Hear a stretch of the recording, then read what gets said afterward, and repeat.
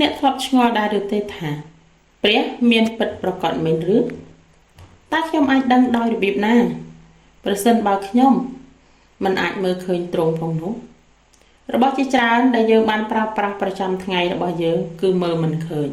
ទោះបីជាមើលមិនឃើញក៏ដោយតែវាមានពិតប្រកបមែនឧទាហរណ៍ដូចជារលកវិទ្យុវាមាននៅគ្រប់ទីកន្លែងនិងនៅជុំវិញយើងគ្រប់ពេលវេលាប៉ុន្តែយើងមិនអាចមើលឃើញនិងប៉ះវាបានទេដូច្នេះតើយើងអាចដឹងថាមានវាដោយរបៀបណាយើងអាចដឹងបាន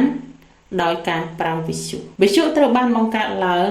ដោយឧបករណ៍ទទួលជាក់លាក់មួយដែលអាចទទួលរលកដែលយើងមើលមិនឃើញនោះបានដូចជាពេលដែលយើងស្ដាប់តន្ត្រីដ៏ពីរោះគឺយើងត្រូវការប្រើវិទ្យុ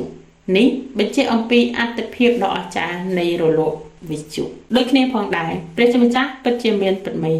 ទោះជាយើងមើលមិនឃើញឬប៉ះបានក៏ដោយ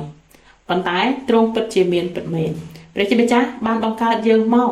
ឲ្យមានឧបករណ៍ទទួលមួយនៅខាងក្នុងយើងនោះគឺជាវិញ្ញាណរបស់មនុស្សដែលជាផ្នែកដ៏ជ្រៅបំផុតនៃអត្ថភាពរបស់យើងដូច្នេះហើយតើអ្នកអាចដឹងដោយរបៀបណាថាមានព្រះមែននោះអ្នកត្រូវការប្រើប្រាស់វិញ្ញាណរបស់អ្នកដើម្បីទទួលយកទ្រង់និងទំនាក់ទំនងទ្រង់ប៉ុន្តែមានបញ្ហាដ៏ធំមួយនៅក្នុងការរារាំងយើងអំពីការទំនាក់ទំនងជាមួយនឹងព្រះហើយនឹងទទួលយកទ្រង់នោះគឺអំពើបាបក្រោយពីការបង្កើតរបស់ព្រះជាម្ចាស់មិនយូរប៉ុន្មានមនុស្សក៏បានធ្លាក់ចុះ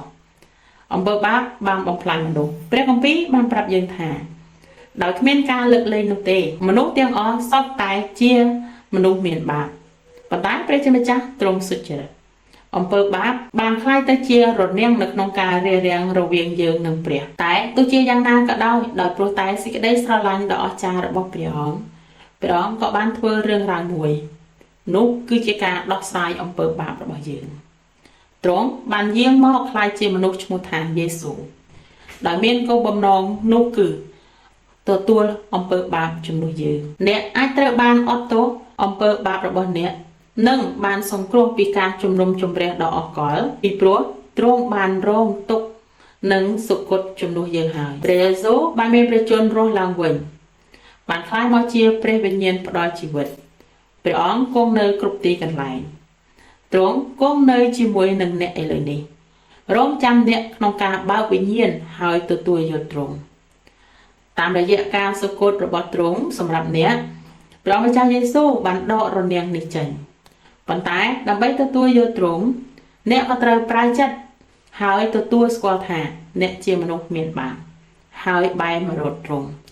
អ្នកត្រូវតែជឿក្នុងព្រះអង្គម្ចាស់យេស៊ូវនិងអ្វី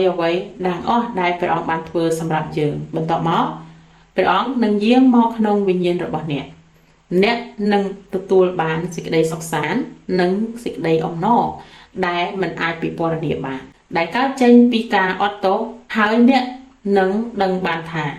ព្រះអង្គពិតជាមាននៅខាងក្នុងអ្នកមែនអ្នកអាចទទួលព្រះអង្គម្ចាស់យេស៊ូវជាព្រះអង្គសង្គ្រោះរបស់អ្នកឥឡូវនេះបានដោយអធិដ្ឋានសាមញ្ញថាព្រះម្ចាស់យេស៊ូវអើយទូលបង្គំសារភាពថាទូលបង្គំជាមនុស្សមានបាបទូលបង្គំប្រែចិត្តពីអំពើបាបរបស់ទូលបង្គំមកឯទ្រង់ព្រះម្ចាស់យេស៊ូវអើយសូមអរគុណ